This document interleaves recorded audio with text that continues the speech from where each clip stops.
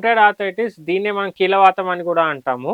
So, ఈ rheumatoid arthritis ముఖ్యంగా మేల్స్‌లో కంటే ఫీమేల్స్ అంటే లేడీస్‌లో ఎక్కువగా కామన్‌గా మనం ఇది చూస్తా ఉంటాము. సో, ఇది ఆటో ఇమ్యూన్ డిసీజ్.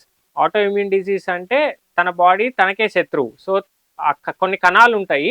ఆ కణాలనే ఉన్న జాయింట్‌లని మిగతా పార్ట్స్‌ని డ్యామేజ్ చేసేదాన్నే మనం రుమటాయిడ్ ఆర్థరైటిస్ అని మనం అంటాము.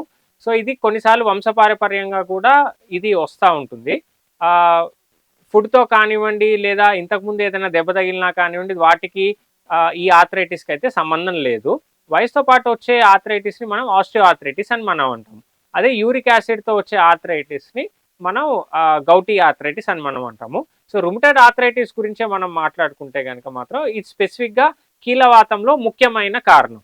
సో, ఈ రుమటాయిడ్ ఆర్థరైటిస్ మనకి తెలుసుకోవాలంటే కొన్ని రక్త పరీక్ష ద్వారా నిర్ధారణ చేసుకోవచ్చు. సో, ఈ రుమటాయిడ్ ఆర్థరైటిస్ కారణం ఎందుకు వస్తుంది అనేది ఎవరికీ తెలీదు. సో, ఇది ఒక ఆటో ఇమ్యూన్ డిజార్డర్. సో, బాడీలో ఉన్న కణాలే వాళ్ళ బాడీలోకి శత్రువులాగా మారి వారి జాయింట్లని డిస్ట్రాయ్ చేయడం జరుగుతుంది. సో, ఇది యూజువల్‌గా కంజెనిటల్ అంటే ఏదంటే వంశపారపర్యంగా వచ్చే డిజార్డర్. సో, దీన్నే మనం ఏదైతే ఉంటుందో ఈ ఆర్ఏ ఫ్యాక్టర్ కానివ్వండి, యాంటీ సిసిపి అనే బ్లడ్ టెస్ట్ ద్వారా ఒకవేళ పాజిటివ్ వచ్చింది అంటే వీళ్ళకి కీళ్ళవాతం ఉంది అని మనం నిర్ధారణ చేసుకోవచ్చు. అలా కాకుండా కీళ్ళవాతాల్లో అనేక రకాలు ఉన్నాయి. దాంట్లో ముఖ్యమైన కారణం రుమటాయిడ్ ఆర్థరైటిస్. మిగతా అన్ని ఆర్థరైటిస్ లేదా కీళ్ళవాతాలు ఉన్నాయో లేదో తెలుసుకోవడానికి మనం ఏఎన్ఏ ప్రొఫైల్ అనే బ్లడ్ టెస్ట్ ద్వారా మనం తెలుసుకోవచ్చు. సో, యూజువల్లీ రుమటాయిడ్ ఆర్థరైటిస్ యొక్క లక్షణాలు పొద్దున్నే లేవగానే జాయింట్లలో విపరీతమైన నొప్పి ఉంటుంది.